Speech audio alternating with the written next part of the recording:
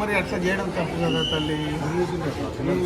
చిన్న పిల్లలు ఉన్నారు కదా, మేము చేస్తాం కదమ్మా బీసీ ఉద్యమం.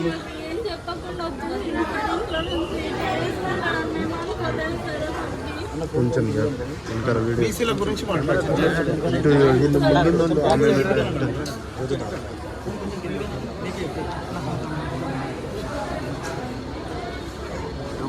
ఆయనకు ఆరోగ్యం బాగాలేదు కదమ్మా, ఎందుకు ఇట్లా చేసిండు?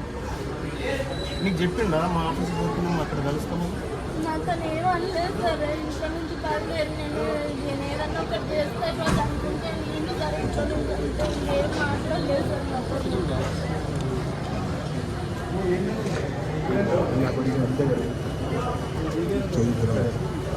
బీసీల గురించి మాట్లాడతాడా ఇంట్లో?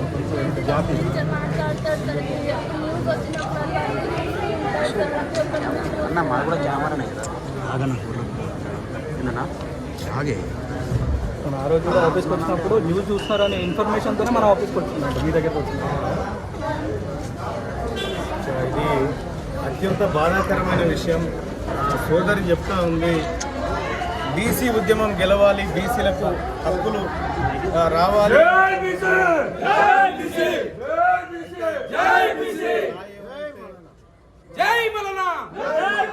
ఆత్మహత్య చేసిందో అత్యంత బాధాకరమైన విషయం. తెలంగాణ రాష్ట్రంలో ఉన్నటువంటి బీసీ ఎమ్మెల్యేలారా, బీసీ ఎంపీలారా, బీసీ నాయకులారా సిగ్గు తెచ్చుకోండి. మంత్రులకు కూడా చెప్తాను, సిగ్గు తెచ్చుకోండి. ఇవాళ మన బిడ్డలు బీసీలకు అన్యాయం జరిగిందని చెప్పి పెట్రోల్ పోసి తగలబెట్టుకుంటే కూడా ఇంకా మీకు సిగ్గు లేకుండా, బుద్ధి లేకుండా ఈ నాయకత్వం అంతా ఏం చేస్తూ ఉంది? అగ్రవర్ణాల దగ్గర అమ్ముడు పోయి కూర్చున్నది. బీసీ ప్రజలారా ఎవరు కూడా దయచేసి ఇలాంటిది ఆత్మహత్య యత్నాలు చేయకండి.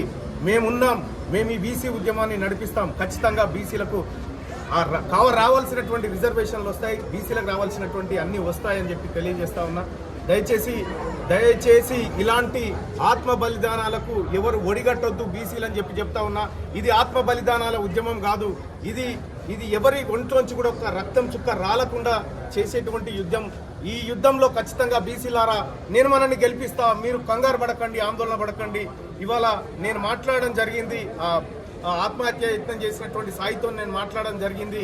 ఎందుకు చేసినావు సాయి ఇట్లా అంటే, నిన్నటిదాకా శ్రీకాంతాచారి ఆ ఉద్యమం కోసం చేసిండు, నేను బీసీల ఉద్యమం కోసం చేసిన అన్న అని చెప్పి చెప్తా ఉన్నాడు. అన్న నాకు కొన్ని మంచినీళ్ళు ఇవ్వన్నా అని చెప్పి నన్ను ప్రాధేయపడతా ఉన్నాడు. ఇది అత్యంత బాధాకరమైనటువంటి విషయం. ఇటువంటి బాధ ఏ కుటుంబానికి కూడా రాకూడదు. ఎందుకంటే ఈ తల్లి మొన్ననే నా దగ్గరకు వచ్చింది.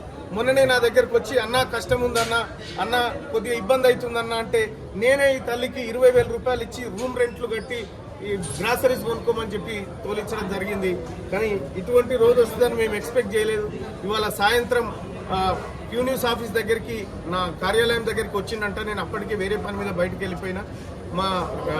మా వాళ్ళని కలిస్తే మీరు రేపు ఉదయం రండి, అన్న లేడు బయటికి వెళ్ళాడని చెప్పారంట. అయితే బయటికి వెళ్ళిపోయినటువంటి అతను రోడ్డు మీదకి ఎక్కి పెట్రోల్ పోసుకొని నిప్పంటించుకొని జై బీసీ, బీసీలు గెలవాలి, కాంగ్రెస్ పార్టీ అన్యాయం చేసింది బీసీలకు అని చెప్పి నిజంగా చాలా చెప్తా ఉంటే అక్కడ ఉన్నటువంటి స్థానికులంతా మంటలార్పే ప్రయత్నం చేసినారు. హుటాహుటిన గాంధీ హాస్పిటల్కి తీసుకురావడం జరిగింది. ఈ గాంధీ హాస్పిటల్లోకి మేమందరం కూడా తెలంగాణ రాజ్యాధికార పార్టీ నాయకత్వం అంతా కూడా ఇక్కడికి రావడం జరిగింది. వచ్చి ఇక్కడ సాయిని పరామర్శించడం జరిగింది. సాయి తొందరలోనే కోలుకోవాలని, ఎవరు ఇలాంటి దుర్ఘటనలకు పాల్పడొద్దని చెప్పి తెలియజేస్తా ఉన్నా. ఆ కుటుంబానికి తెలంగాణ రాజ్యాధికార పార్టీ అండగా నిలబడుతుంది. వాళ్ళ సోదరుడిగా తీన్మార్ మల్లన్నగా ఈ కుటుంబానికి అండగా నిలబడతా. ఈ కుటుంబానికి మనోధైర్యం ఇవ్వాల్సినటువంటి ఇవాళ పరిస్థితి ఉంది. దయచేసి బీసీలారా ఇటువంటి కార్యక్రమం ఎవరు చేయకండి. ఇది మాలాంటి వాళ్లకు ఇబ్బంది కలుగుతుంది, ఈ ఉద్యమాన్ని నడిపేటువంటి వాళ్ళకి ఇబ్బంది కలుగుతుంది. దయచేసి ఇటువంటి చేయొద్దని చెప్పి నేను రిక్వెస్ట్ చేస్తా ఉన్నా. మీ అందరికి కూడా మరొకసారి దండం పెట్టి చెప్తా ఉన్నా, ఈ ఉద్యమం ఆత్మహత్యల ఉద్యమంగా జరగకూడదు. ఈ ఉద్యమం చాలా నికార్సైన మనోధైర్యంతో జరగాల్సినటువంటి ఉద్యమం. నేను రిక్వెస్ట్ చేస్తా ఉన్నా. ఇది ఇంత బాధాకరమైనటువంటి పరిస్థితి ఎవరికి కూడా రాకూడదు. ఆ బిడ్డ ముగ్గురు పిల్లలు ఉన్నారు ఆ బిడ్డకు, ఈ ఆడబిడ్డకు ముగ్గురు పిల్లలు ఉన్నారు. వాళ్ళ కుటుంబం అంతా ఇవాళ చాలా ఇబ్బంది అయినటువంటి పరిస్థితి ఉంది. ఆ కుటుంబాన్ని కాపాడాల్సినటువంటి అవసరం ఉంది. ఇవాళ తెలంగాణ రాష్ట్రంలో 42% రిజర్వేషన్ కాంగ్రెస్ పార్టీ ఇచ్చిన మాట నిలబెట్టుకుని ఉంటే ఇవాళ ఈ బలిదాన కార్యక్రమాలు జరగకపోతుండే. ముఖ్యమంత్రి రేవంత్ రెడ్డి గారు దీనికి పూర్తి బాధ్యత నువ్వే వహించాలి. ఇవాళ అన్ని పార్టీల రాజకీయ నాయకులు దీనికి బాధ్యత వహించాలి. మరి ముఖ్యంగా బీసీ నాయకులారా, మీరు ఎట్టి పరిస్థితుల్లో ఇటువంటి జరగకుండా మనమంతా ఐక్యంగా ఈ ఉద్యమాన్ని చేయాల్సినటువంటి అవసరం ఉంది. ప్రజలకు ధైర్యం చెప్పాల్సినటువంటి అవసరం ఉంది. ఓవైపు బీసీలకు రిజర్వేషన్ ఇస్తాను మోసం చేసినటువంటి కాంగ్రెస్ పార్టీ ఈ సాయి ఏదైతే ఆత్మహత్యయత్నం చేసిండో సాయి ఈశ్వర్, ఒక చారి బిడ్డ, ఒక మా బీసీ బిడ్డ, ఈ ఆత్మ బలిదానం అనేది ఇది బాధాకరం. వాళ్ళ కుటుంబానికి మేము అండగా ఉంటాం, ఇక్కడే ఉంటాం. ఖచ్చితంగా సాయికి నయమయ్యే వరకు సాయిని బాగు చేసుకుంటాం.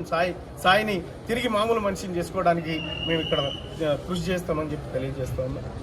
పార్టీలో బీసీలకు న్యాయం చేస్తామనుకుంటే పార్టీలకు అంకితమైన వాళ్ళకి ఇట్లాంటి పిలుపునిస్తారు. వాళ్ళకి ఏమైనా సిగ్గు ఉండాలి కదా. వాళ్ళ ఇళ్లలో ఎవరైనా బర్న్ చేసుకుంటే, వాళ్ళ ఇళ్లలో ఎవరైనా చనిపోతే ఒక చిన్న సురుకు అంటుకుంటేనే మనం ఎంతో ఇబ్బంది పడతాం. అటువంటిది ఒంటి మీద పెట్రోల్ పోసుకొని నిప్పంటించుకున్నాడు సాయి ఈశ్వరు. మరి ఇప్పటికి కూడా వీళ్ళ ఒంటికి ఇంత చురుకు కూడా తగలలేదు ఇప్పటి వరకు అంటే సిగ్గుచేటు. ఖచ్చితంగా తెలంగాణ సమాజం అంతా చూస్తుంది. ఇటువంటి ఘటన అప్పుడు కూడా ఇంకా వాళ్ళ దగ్గర ఉండి వాళ్ళ మోచేతి నీళ్ళు తాగుకుంటుంటారంటే ఖచ్చితంగా సమాజం ఎదురు చూస్తుంది. వీళ్ళ సంగతి ఎట్లా చేయాలని అట్లా చేస్తారు. నేను ఇప్పటికి కూడా అప్పీల్ చేస్తా ఉన్నా, మీరు భేషజాలు పక్కకు పెట్టండి, ఈ బీసీలారా మీరు తరలి రండి, ఈ సాయిని మనం కాపాడుకోవాల్సినటువంటి అవసరం ఉందని చెప్పి తెలియజేస్తాం. జై బీసీ.